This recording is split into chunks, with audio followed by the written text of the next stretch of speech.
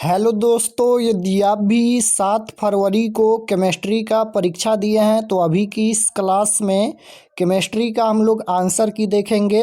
ये केमिस्ट्री का question paper है जो 7 फरवरी केमिस्ट्री का एग्ज़ाम हुआ है और ये केमिस्ट्री का सेट कोड एफ है। आपके पास कोई भी सेट होगा आप लोग मिला लीजिएगा, सभी का क्वेश्चन सेम रहता है, क्वेश्चन नंबर चेंज रहता है। तो ये केमिस्ट्री का सेट कोड एफ है और इसका सही सही आंसर हम बताएंगे। केमिस्ट्री का विषय कोड 118 था और 1 से लेकर 70 तक ऑब्जेक्टिव क्वेश्चन पूछा गया था परीक्षा में। 70 में से 35 प्रश्नों का ही उत्तर देना था। तो पहला नंबर क्वेश्चन देखिएगा, यहाँ पर पूछा गया था कि निम्नलिखित में कौन उत्कृष्ट गैस आसानी से द्रवीकृत हो सकता है। तो क्वेश्चन नंबर 1 का right answer option number C हो जाएगा XE। क्वेश्चन नंबर 1 का करेक्ट आंसर सी हो जाएगा XE। क्वेश्चन नंबर 2 यहाँ पर पूछा गया था कि सल्फर का पेरॉक्सी अम्ल है। तो क्वेश्चन नंबर 2 का राइट आंसर बी हो जाएगा H2H2O8। क्वेश्चन नंबर 3 यहाँ पर पूछा गया था निम्नलिखित में किस विधि के द्वारा नाइट्रिक अम्ल का निर्माण अमोनिया से होता है। तो क्वेश्चन नंबर 3 का राइट आंसर ए हो जाएगा अस्टवाल्ड विधि, option number A right answer. Question number 4 यहाँ पर पूछा गया था कि निम्नलिखित में कौन गैस जल के ऊपर संग्रहित नहीं की जा सकती है। तो 4 का राइट आंसर डी हो जाएगा SO2, option number D right answer. Question number 5 पूछा गया था कि पारा यानी Hg और ओजोन की अभिक्रिया से निम्नलिखित में कौन बनता है। तो 5 का राइट आंसर सी हो जाएगा Ag2O। क्वेश्चन नंबर 6 पूछा गया था कि क्लोरीन का विरंजक गुण का कारण है। तो 6 का राइट आंसर बी हो जाएगा ऑक्सीकारक गुण। क्वेश्चन नंबर 7 पूछा गया था कि उत्कृष्ट गैसों का बढ़ातम इलेक्ट्रॉनिक विन्यास होता है। तो 7 का right answer option number D हो जाएगा। 8 पूछा गया था कि निम्नलिखित में कौन पदार्थ पाइसी कारक का कार्य करता है। तो 8 का राइट आंसर सी हो जाएगा साबुन, 8 का सी हो जाएगा। 9 पूछा गया था कि निम्नलिखित में कौन जैव उत्प्रेरक है। तो 9 का राइट आंसर हो जाएगा एंजाइम इसका राइट आंसर होगा। क्वेश्चन नंबर 10 नंबर क्वेश्चन पूछा गया था कि निम्नलिखित में कौन आकार चयनात्मक उत्प्रेरक हैं। तो क्वेश्चन नंबर 10 का राइट आंसर डी हो जाएगा। 11 पूछा गया कि थर्माइट विधि में अवकारक हैं। तो 11 का राइट आंसर डी हो जाएगा Al। 12 पूछा गया था कि निम्नलिखित में से किस धातु का निष्कर्षण तनु साइनाइड विलयन से उसके अयस्क निक्षालन से प्राप्त किया जाता है। तो सिल्वर हो जाएगा, option number A right answer. Question number 13 पूछा गया था कि हड्डियों का मुख्य संगठन है। तो राइट आंसर क्या हो जाएगा, हड्डियों का यहाँ पर मुख्य संगठक पूछा गया है। तो 13 का राइट आंसर बी हो जाएगा। 14 पूछा गया था कि निम्नलिखित में किस धातु का निष्कर्षण उसके अयस्क के विद्युत अपघटन से नहीं होता है। तो राइट आंसर डी हो जाएगा Fe। क्वेश्चन नंबर 15 पूछा गया था कि यदि एक संक्रमण तत्व का इलेक्ट्रॉनिक विन्यास +3 है, ऑक्सीकरण अवस्था में दिया गया है, तो उसकी परमाणु संख्या क्या होगी। तो परमाणु संख्या 26। क्वेश्चन नंबर 16 पूछा गया था कि लैथेनाइड तत्वों की सबसे समान ऑक्सीकरण अवस्था होती है। तो 16 का राइट आंसर बी हो जाएगा +3। क्वेश्चन नंबर 17 पूछा गया था कि इसमें Na की ऑक्सीकरण अवस्था। तो 17 का राइट आंसर डी हो जाएगा 0। क्वेश्चन नंबर 18 यहाँ पर पूछा गया था कि जटिल यौगिक के जलीय विलयन में आयनों की संख्या होती है। तो राइट आंसर ए हो जाएगा 3। क्वेश्चन नंबर 19 पूछा गया था कि एक दूसरे के। तो 19 का राइट आंसर ए हो जाएगा आयनन समवाय। क्वेश्चन नंबर 20 पूछा गया था कि विटामिन B12 में उपस्थित रहता है। तो विटामिन B12 में क्या उपस्थित रहता है। तो आंसर हो जाएगा cobalt, option number A right answer हो जाएगा कोबाल्ट। क्वेश्चन नंबर 21 पूछा गया था कि जब क्लोरोफॉर्म एसीटोन से अभिक्रिया करता है तब कौन बनाता है। तो इसका आंसर हो जाएगा option number C chloretone, option number C right answer होगा। क्वेश्चन नंबर 20 यहाँ पर 22 देखिएगा, एक फलक केंद्रीय घनाकार इकाई सेल में परमाणुओं की संख्या होती है। तो इसका आंसर हो जाएगा 4, ऑप्शन नंबर सी हो जाएगा।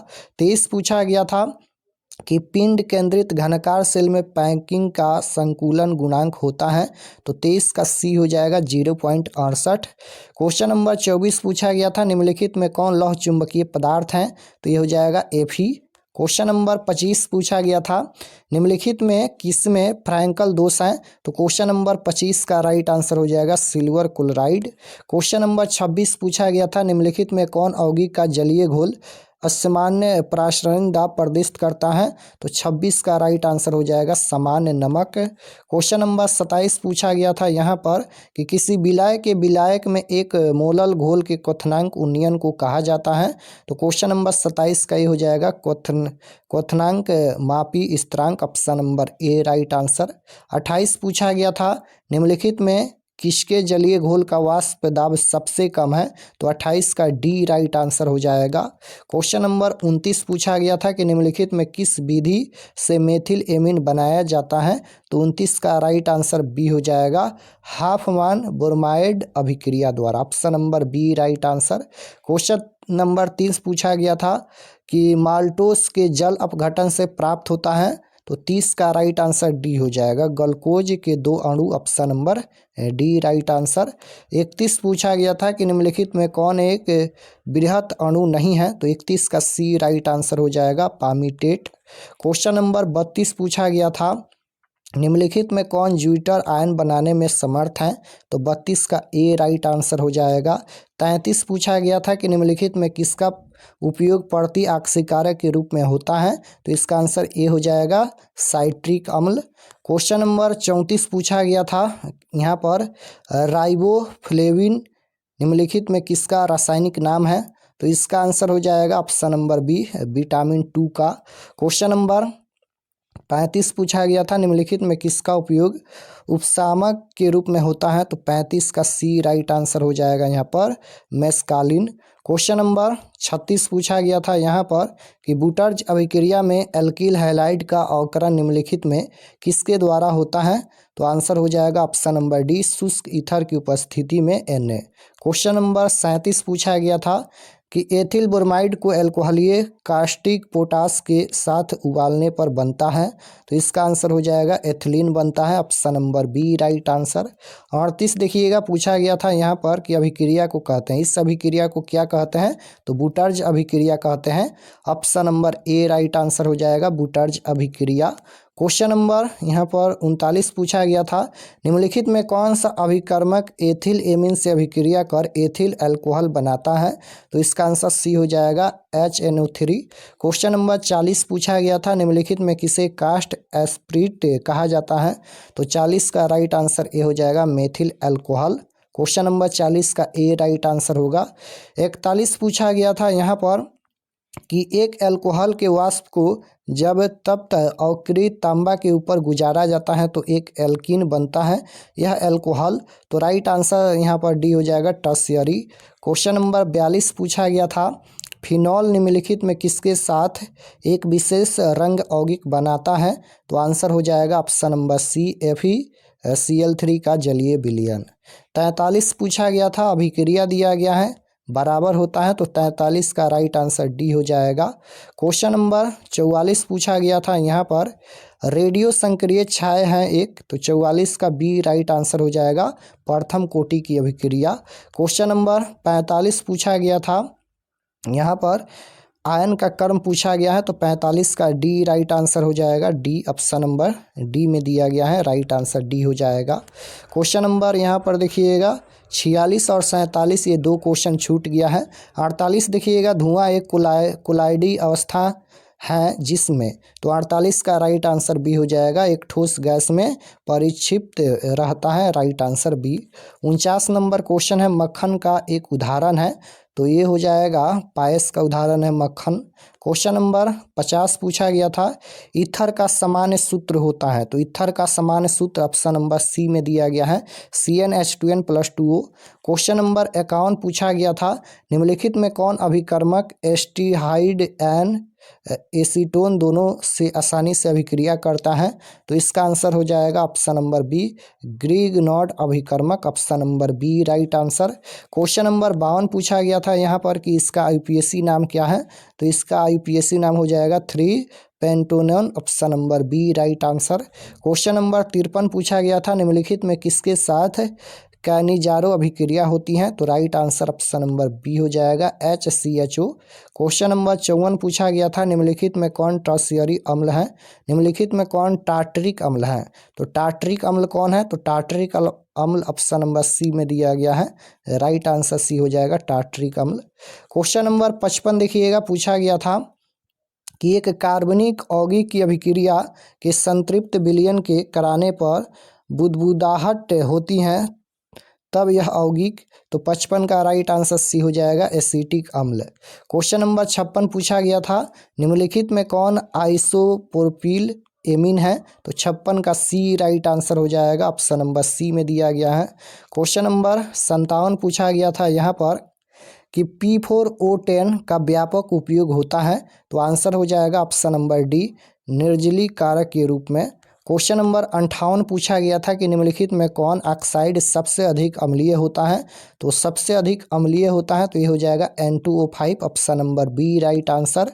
क्वेश्चन नंबर 59 पूछा गया था, निम्नलिखित में किसका बंधन ऊर्जा सबसे अधिक है? तो आंसर हो जाएगा ऑप्शन नंबर बी।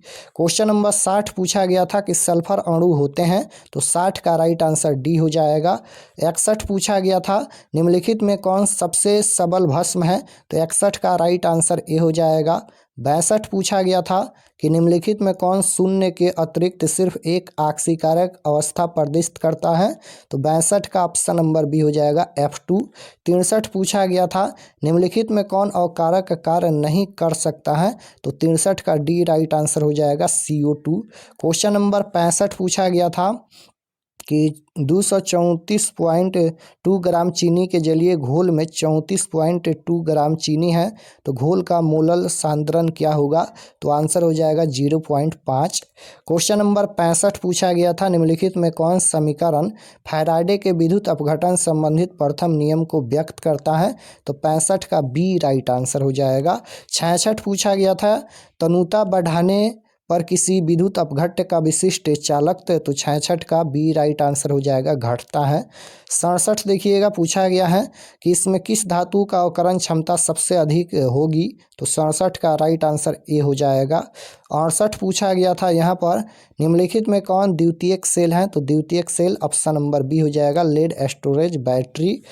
69 पूछा गया था, निम्नलिखित में कौन अभिक्रिया के वेग पर ताप के प्रभाव को व्यक्त करता है? तो राइट आंसर सी हो जाएगा, आर्रहनीयस समीकरण, option number C right answer. 70 number यहाँ पर देखिएगा, ये पूछा गया था, निम्नलिखित में कौन प्रथम कोटि की अभिक्रिया नहीं है? नहीं पूछा गया था, तो इसका आंसर ऑप्शन नंबर बी हो जाएगा, ये प्रथम कोटि की अभिक्रिया नहीं है।